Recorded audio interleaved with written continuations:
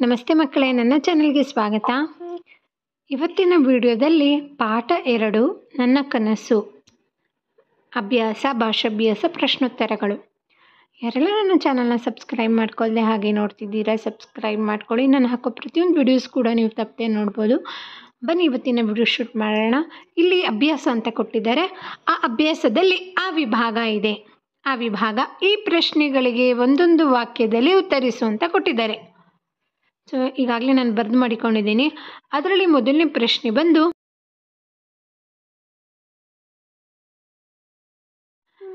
ಕಾಡಿಗೆ ಮರ ಕಡಿಯಲು ಬಂದವರು ಯಾರು? ಉತ್ತರ, ಕಾಡಿಗೆ ಮರ ಕಡಿಯಲು ಬಂದವರು ಮಾನವ ಅಂತ ಬರಿಬೇಕು. ಎರಡನೇದು, ಮಾನವ ಯಾರನ್ನು ಅಂಜುಬುರುಕ ಪ್ರಾಣಿ ಎಂದು ಹೇಳಿದನು?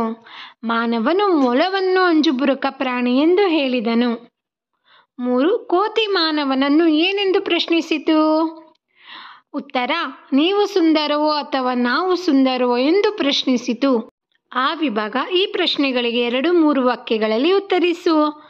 ಮೊದಲನೇ ಪ್ರಶ್ನೆ, ಮೊಲವು ಮಾನವನನ್ನು ಅವಿವೇಕಿ ಎಂದು ಹೇಳಿದ್ದು ಏಕೆ? ಇಲ್ಲಿ ಅತಿವೃಷ್ಟಿ ಹಾಗೂ ಅನಾವೃಷ್ಟಿಯಿಂದ ಸಾವು ನೋವುಗಳು ಸಂಭವಿಸಿವೆ. ಆದರೂ ಕಾಡಿನ ನಾಶಕ್ಕೆ ಮುಂದಾಗಿರುವೆಯಲ್ಲ ಅವಿವೇಕಿ ಎಂದು ಹೇಳಿತು. ಎರಡನೇದು, ರಾಜು ಕಂಡ ಕನಸೇನು? ಉತ್ತರ, ದೊಡ್ಡ ಕಾಡಿನಲ್ಲಿ ಪ್ರಾಣಿಗಳೆಲ್ಲ ಸೇರಿ ಮರ ಕಡಿಯಲು ಹೋದ ಮಾನವನ ಮನ ಪರಿವರ್ತನೆ ಮಾಡಿದ ಘಟನೆಯ ಕನಸು ರಾಜು ಕಂಡನು. 3, ಮಾನವನ ಸವಾಲಿಗೆ ಕಾಗೆಯ ಉತ್ತರವೇನು? ಗೀಜಗನ ಗೂಡು, ಜೇನುಗೂಡು, ಗೆದ್ದಲು ಹುಳು ಕಟ್ಟುವ ಹುತ್ತಗಳು ಎಷ್ಟು ಸುಂದರ, ಸುರಕ್ಷಿತ. ಕಸದಿಂದ ಮಾಡಿರುವ ನಮ್ಮ ಸಾಧನೆಯ ಮುಂದೆ ಪ್ರಕೃತಿಯ ನಾಶದ ನಿಮ್ಮ ಸಾಧನೆ ಶೂನ್ಯ ಎಂದು ಕಾಗೆ ಹೇಳಿತು. ಈ ವಿಭಾಗ ಈ ವಾಕ್ಯಗಳನ್ನು ಯಾರು ಯಾರಿಗೆ ಹೇಳಿದರು? ಬರೆ. ಮೊದಲನೇದಾಗಿ, ಸಾಲು ಮರದ ತಿಮ್ಮಕ್ಕನನ್ನು ನೋಡಿ ಕಲಿ. ಯಾರು ಹೇಳಿದ್ರು ಅಂದರೆ ಈ ವಾಕ್ಯವನ್ನು ಮರವು ಹೇಳಿತು. ಯಾರು ಹೇಳ್ತು ಹಾಗಂದ್ರೆ ಮರವು ಮಾನವನಿಗೆ ಹೇಳಿತು.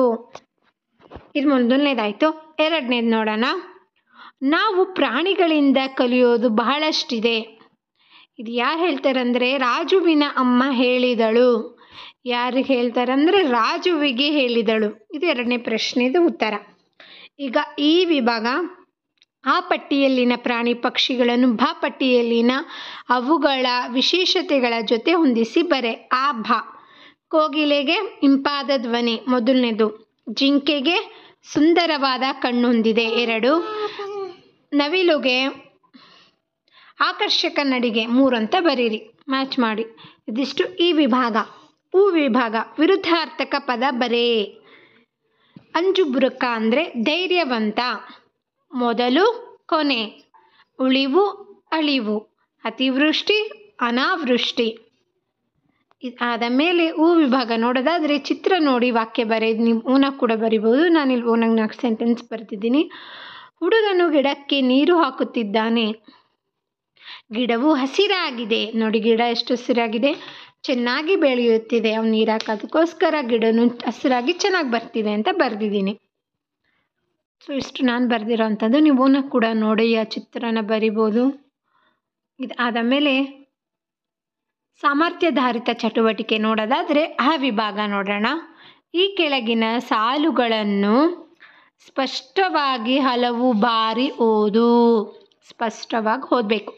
ಹೇಗೆ ಅಂತೀರಾ? ಮೊದಲನೇದು, ಕಪ್ಪು ಕುಂಕುಮ ಕೆಂಪು ಕುಂಕುಮ, ಕಪ್ಪು ಕುಂಕುಮ ಕೆಂಪು ಕುಂಕುಮ, ಕಪ್ಪು ಕುಂಕುಮ ಕೆಂಪು ಕುಂಕುಮ, ಕಪ್ಪು ಕುಂಕುಮ ಕೆಂಪು ಕುಂಕುಮ, ಕಪ್ಪು ಕುಂಕುಮ ಕೆಂಪು ಕುಂಕುಮ. ಹೀಗೆ ಹೇಳಬೇಕು. ಸಂಪಂಗಪ್ಪನ ಮಗ ಮಾರಿ ಸಂಪಂಗಪ್ಪ, ಸಂಪಂಗಪ್ಪನ ಮಗ ಮರಿ ಸಂಪಂಗಪ್ಪ, ಸಂಪಂಗಪ್ಪನ ಮಗ ಮರಿ ಸಂಪಂಗಪ್ಪ, ಸಂಪಂಗಪ್ಪನ ಮಗ ಮರಿ ಸಂಪಂಗಪ್ಪ. 3ನೇದು ನೋಡೋದಾದರೆ ಕಾಗೆ ಪುಕ್ಕ ಗುಬ್ಬಿ ಪುಕ್ಕ, ಕಾಗೆ ಪುಕ್ಕ ಗುಬ್ಬಿ ಪುಕ್ಕ, ಕಾಗೆ ಪುಕ್ಕ ಗುಬ್ಬಿ ಪುಕ್ಕ, ಕಾಗೆ ಪುಕ್ಕ ಗುಬ್ಬಿ ಪುಕ್ಕ. ಹೀಗೆ ಪ್ರಾಕ್ಟೀಸ್ ಮಾಡಿಕೊಂಡ್ರೆ ನಿಮಗೂ ಕೂಡ ಹೀಗೆ ಬರುತ್ತೆ. ಇದಾದ ಮೇಲೆ ಆ ವಿಭಾಗ ನೋಡೋದಾದರೆ ಈ ಪದಗಳನ್ನು ಸ್ಪಷ್ಟವಾಗಿ ಓದಿ ನೀರಿರುವ ಖಾಲಿ ಜಾಗದಲ್ಲಿ ಶುದ್ಧವಾಗಿ ಬರಿಬೇಕು. ಕೊಟ್ಟಿದ್ದಾರೆ. ಮುಗಿಲೆತ್ತರ, ಪ್ರತಿಧ್ವನಿ, ನಿಮಿರು, ಭಯಮಿಶ್ರಿತ, ಅತಿವೃಷ್ಟಿ, ಮನಪರಿವರ್ತನೆ, ಉತ್ಪಾದಿಸು, ತೋರ್ಪಡಿಸು, ಅನಾವೃಷ್ಟಿ, ಸೌಂದರ್ಯ. ಇದನ್ನೆಲ್ಲ ಓದ್ಕೊಂಡು ನಾವು ಇಲ್ಲಿ ಹಾಗೆ ಬರಿಬೇಕು. ಈಗ ನೋಡಿ, ಮುಗಿಲೆತ್ತರ, ಪ್ರತಿಧ್ವನಿ, ನಿಮಿರು, ಭಯಮಿಶ್ರಿತ, ಅತಿವೃಷ್ಟಿ, ಮನಪರಿವರ್ತನೆ, ಉತ್ಪಾದಿಸು, ತೋರ್ಪಡಿಸು, ಅನಾವೃಷ್ಟಿ, ಸೌಂದರ್ಯ. ಇದಿಷ್ಟು ಬರೆದ ನಂತರ ಆ ವಿಭಾಗ ಮುಗಿದಿತ್ತೆ. ಸೊ ಆ ಮತ್ತು ಆ ವಿಭಾಗನೂ ಮುಗಿದಿದೆ. ಇಲ್ಲಿ ಈ ವಿಭಾಗ ನೋಡೋದಾದರೆ ಇಲ್ಲಿ ನಿಮ್ಮ ಶಾಲೆಯಲ್ಲೇ ಕೂಡ ಚಟುವಟಿಕೆಯನ್ನು ಮಾಡಿಸ್ತಾರೆ ಅಂತ ಹೇಳ್ತೀನಿ.